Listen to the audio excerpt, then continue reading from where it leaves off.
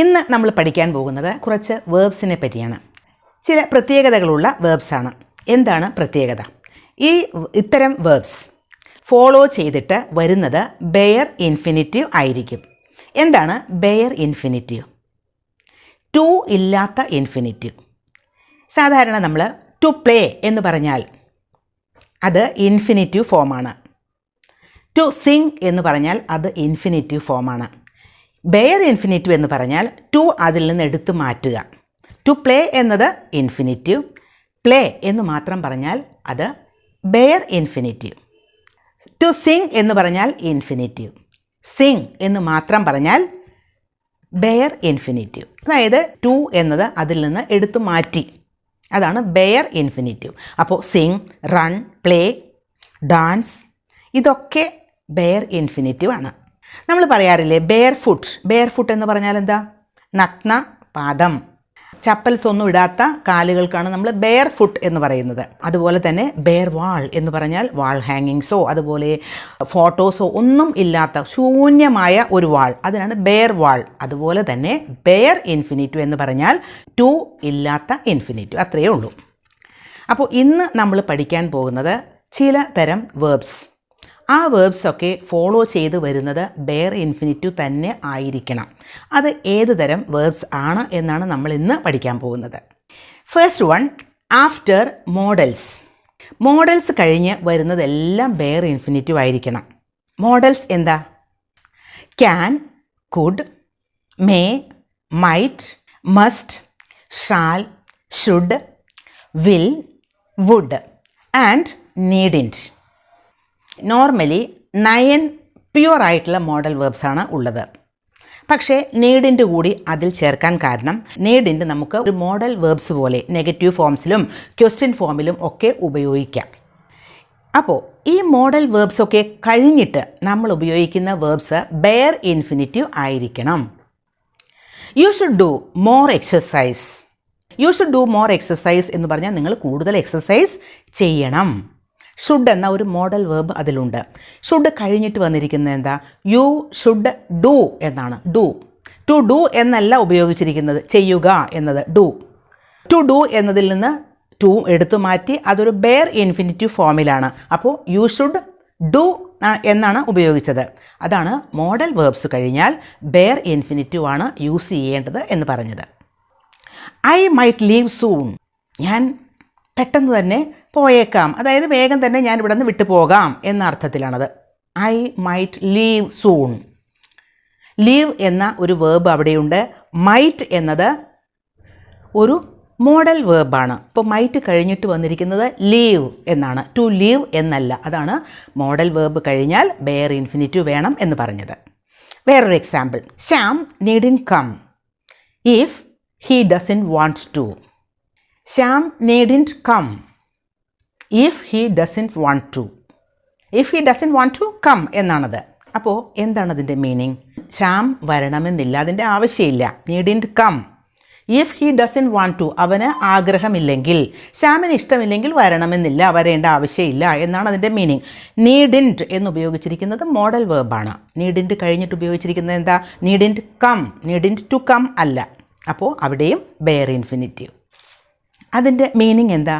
Shyam doesn't need to come എന്നാണ്. Shyam doesn't need to come if he doesn't want to come. അപ്പോൾ he doesn't need എന്ന് പറയുമ്പോൾ ആ need വേർബാണ് കേട്ടോ. അതുകൊണ്ടാണ് ഡസൻറ്റ് നീഡ് എന്ന് പറഞ്ഞത്. ആദ്യം ഉപയോഗിച്ചത് ശ്യാം നീഡിൻറ്റ് എന്ന് പറയുമ്പോൾ അവിടെ മോഡൽ വേർബാണ്. മോഡൽ വേർബ് കഴിഞ്ഞാൽ ബെയർ ഇൻഫിനിറ്റീവ് വേണം. ഇനി നമുക്ക് വേറെ രണ്ട് വേർബുകൾ നോക്കാം, മേക്ക് ആൻഡ് ലെറ്റ്. ഈ വേർബുകൾ കഴിഞ്ഞിട്ടും ബെയർ ഇൻഫിനിറ്റീവ് അല്ലെങ്കിൽ ഇൻഫിനിറ്റീവ് വിത്തൗട്ട് ടു ആണ് ഉപയോഗിക്കേണ്ടത്. പിന്നെ ഇത്തരം സെൻറ്റൻസുകൾക്ക് പക്ഷേ അവിടെ ഒരു ഓബ്ജക്റ്റ് വേണം. ഒരു example, they made us wait. They made us wait.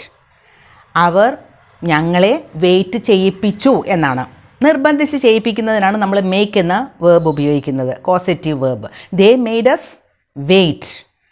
അപ്പോൾ മെയ്ഡ്, മേക്ക് എന്നതിൻ്റെ പാസ്റ്റ് ടെൻസ് ആണത്. അത് കഴിഞ്ഞിട്ട് അസ് എന്ന ഒരു ഓബ്ജക്റ്റ് ഉപയോഗിച്ചിരിക്കുന്നു.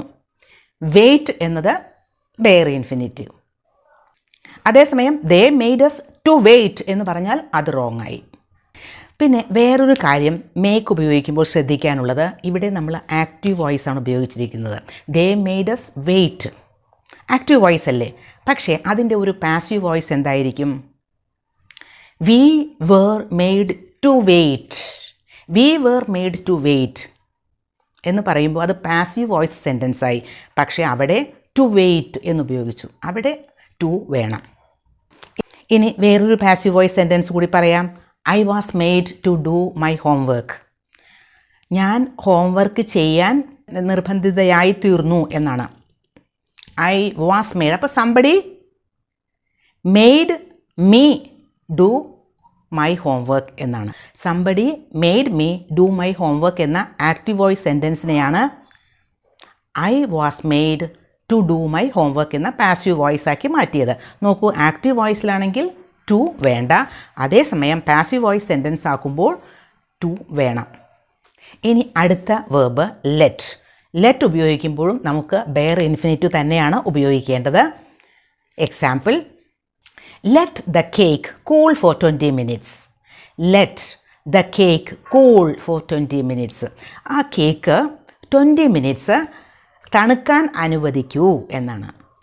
അവിടെ ലെറ്റ് കഴിഞ്ഞിട്ട് ദ കേക്ക് എന്ന ഒരു ഓബ്ജക്റ്റ് ഉണ്ട്, അത് കഴിഞ്ഞിട്ട് ഉപയോഗിച്ചിരിക്കുന്നത് കൂൾ എന്ന ബെയർ ഇൻഫിനിറ്റീവ് ആണ്, ടു കൂൾ എന്നല്ല. അടുത്ത വേർബ് ഹെൽപ്പ്. ഹെൽപ്പ് ഉപയോഗിക്കുമ്പോൾ നമുക്ക് വേണമെങ്കിൽ ബെയർ ഇൻഫിനിറ്റീവ് ഉപയോഗിക്കാം, അതല്ലെങ്കിൽ ടു ചേർത്തിട്ടും ഉപയോഗിക്കാം. രണ്ട് തരത്തിലും ഉപയോഗിക്കാം. Example, we helped paint the house. വീട് പെയിൻറ്റ് ചെയ്യാൻ ഞങ്ങൾ സഹായിച്ചു എന്നാണ്. We helped paint the house. To paint അല്ല, പെയിൻറ്റ് ദ ഹൗസ്. അപ്പോൾ ബെയർ ഇൻഫിനിറ്റീവ് യൂസ് ചെയ്തു, ടു ഇല്ലാത്ത വേർബ്. ഇനി we helped to paint the house എന്നും നമുക്ക് പറയാം, അതും കറക്റ്റ് തന്നെയാണ്. അപ്പോൾ ടു ചേർത്തിട്ട് ഉപയോഗിക്കാം, അതുപോലെ തന്നെ ടു ചേർക്കാതെയും ഉപയോഗിക്കാം. ഇനി ഹെൽപ്പ് ഉപയോഗിക്കുമ്പോൾ നമുക്ക് ഓബ്ജക്റ്റ് ഉപയോഗിച്ചുകൊണ്ട് സെൻറ്റൻസ് പറയാം, അതല്ലെങ്കിൽ ഓബ്ജക്റ്റ് ഇല്ലാതെയും പറയാം. Example, we help them paint the house. അവിടെ വി ഹെൽപ്ഡ് ദം എന്ന ഓബ്ജക്റ്റ് ഉപയോഗിച്ചു, അതല്ലെങ്കിൽ we helped paint their house എന്നും പറയാം. We helped paint their house, അവിടെ ഓബ്ജക്റ്റ് ഇല്ലാതെയാണ് പറഞ്ഞിരിക്കുന്നത്. ഇനി അടുത്തത് had better and would rather. ഇത് ഉപയോഗിക്കുമ്പോൾ അവിടെയും നമുക്ക് ബെയർ ഇൻഫിനിറ്റീവ് തന്നെയാണ് ഉപയോഗിക്കേണ്ടത്. Example, you'd better say sorry. നിങ്ങൾ സോറി പറയുന്നതാണ് നല്ലത്. You'd better, you apostrophe D, you'd എന്നാണ് നമ്മൾ പറയുക. അതൊരു ഷോർട്ട് ഫോമാണ്. You had better say sorry എന്നാണ് അതിൻ്റെ മീനിങ്. അപ്പോൾ ഹാഡ് ബെറ്റർ കഴിഞ്ഞിട്ട് സേ എന്നാണ്, ടു സേ അല്ല ഉപയോഗിച്ചത്. അടുത്ത ഒരു സെൻറ്റൻസ് വുഡ് റാദർ വെച്ചുകൊണ്ട് എങ്ങനെയാണ്? I'd rather leave early as I am very tired.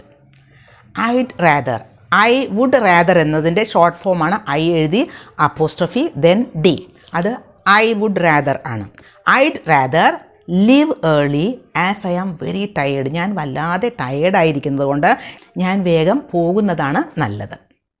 അവിടെയും ഐ വുഡ് റാദർ കഴിഞ്ഞിട്ട് ഉപയോഗിച്ചിരിക്കുന്നത് ലീവ്, ടു ലീവ് അല്ല, അതാണ് ബെയർ ഇൻഫിനിറ്റീവ് ആണ് യൂസ് ചെയ്യേണ്ടത് എന്ന് പറഞ്ഞത്.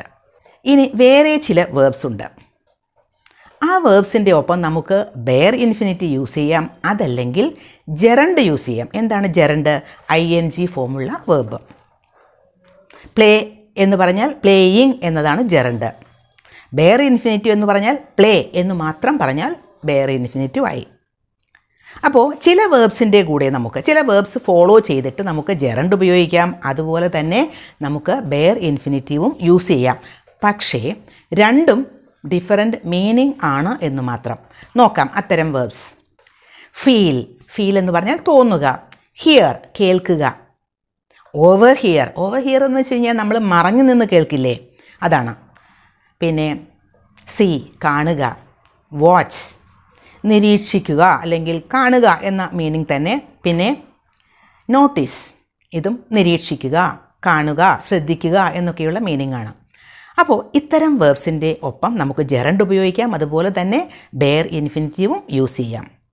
പക്ഷേ ജെറണ്ട് ഉപയോഗിക്കുമ്പോൾ അതിൻ്റെ ആ ഒരു ആക്ഷൻ ഇൻ പ്രോഗ്രസ്, ഒരു നടന്നുകൊണ്ടിരിക്കുന്ന ആക്ഷൻ, ഒരു കണ്ടിന്യൂഡ് ആക്ഷൻ, അതല്ലെങ്കിൽ ഒരു റിപ്പീറ്റഡ് ആക്ഷൻ കാണിക്കുന്നതിനാണ് ജെറണ്ട് ഉപയോഗിക്കുന്നത്. പക്ഷേ ബെയർ ഇൻഫിനിറ്റീവ് ആണ് യൂസ് ചെയ്യുന്നതെങ്കിൽ അത് ഒരു വൺ ടൈം ആക്ഷൻ ആയിട്ടാണ് എടുക്കുന്നത്. ഒരു whole action as a whole ആണ് എടുക്കുന്നത്. നമുക്ക് എക്സാമ്പിൾ നോക്കാം. ഒരു കമ്പാരിസൺ ആവാം. ആ രണ്ട് തരത്തിലുള്ള സെൻറ്റൻസും തമ്മിൽ ഒരു കമ്പാരിസൺ ആവുമ്പോൾ അത് വളരെ ഈസി ആയിട്ട് മനസ്സിലാവും. ഒരു example, she heard people shouting in the streets below and looked out of the window. നോക്കൂ, ഷീ ഹേർഡ്, ഹിയർ എന്നുള്ള വേർബാണത്, അതിൻ്റെ പാസ്റ്റ് ടെൻസാണ് ഹേർഡ്. She heard people shouting in the streets below. സ്ട്രീറ്റ്സിൽ ആളുകൾ ഷൗട്ട് ചെയ്യുന്നത് കേട്ടു എന്നാണ്.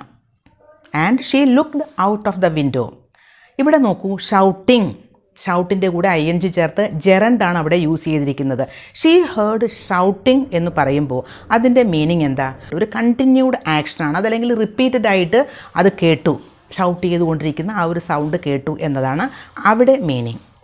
ഇനി വേറൊരു example, I heard someone shout help and I ran to the river. ഇവിടെ എന്താ? ഐ ഹേർഡ് സംവൺ ഷൗട്ട് എന്ന ആ ഒരു ബെയർ ഇൻഫിനിറ്റീവ് ആണ്. ടു ഷൗട്ട് അല്ല, ING ഫോമുള്ള ഷൗട്ടിംഗ് അല്ല അവിടെ ഉപയോഗിച്ചിരിക്കുന്നത്, ഷൗട്ട്. അപ്പോൾ അതൊരു ബെയർ ഇൻഫിനിറ്റീവ് ആണ് അവിടെ യൂസ് ചെയ്തിരിക്കുന്നത്. She heard someone shout help, സഹായിക്കൂ എന്ന് പറഞ്ഞിട്ട് ആരോ ഷൗട്ട് ചെയ്യുന്നത് അവൾ കേട്ടു, അവൾ റിവറിലേക്ക് ഓടി എന്നാണ്. റിവറിൻ്റെ ഭാഗത്തു നിന്നാവും സൗണ്ട് കേട്ടത്. അപ്പോൾ ഹെൽപ്പ് എന്ന ഒരു സൗണ്ട് ഒരു വൺ ടൈം ആക്ഷൻ അല്ലെങ്കിൽ വൺ ടൈം ഈവൻ്റ് ആണ്, ഒരു പ്രാവശ്യമേ അത് കേട്ടിട്ടുള്ളായിരിക്കാം. അപ്പോൾ അവിടെയാണ് ഷൗട്ട് എന്ന് ഉപയോഗിക്കുന്നത്. അതേസമയം ഷൗട്ടിംഗ് എന്നാവുമ്പോൾ അത് കണ്ടിന്യൂഡ് ആക്ഷൻ ആയിരുന്നു അവിടെ, അല്ലെങ്കിൽ റിപ്പീറ്റഡ് ആക്ഷൻ ആയിരുന്നു. പക്ഷേ ബെയർ ഇൻഫിനിറ്റീവ് ഉപയോഗിക്കുമ്പോൾ അങ്ങനെയല്ല, ഒരു പ്രാവശ്യമേ ചിലപ്പോൾ അത് കേട്ടിട്ടുണ്ടാവുകയുള്ളൂ. അപ്പോൾ ബെയർ ഇൻഫിനിറ്റീവ് ഉപയോഗിക്കുമ്പോൾ ആ ഒരു ഹോൾ ഈവൻറ്റിനാണ് എംഫസിസ്. പക്ഷേ ജെറണ്ട് ഉപയോഗിക്കുമ്പോൾ കണ്ടിന്യൂഡ് ആക്ഷൻ അല്ലെങ്കിൽ റിപ്പീറ്റഡ് ആക്ഷനാണ് എംഫസിസ്.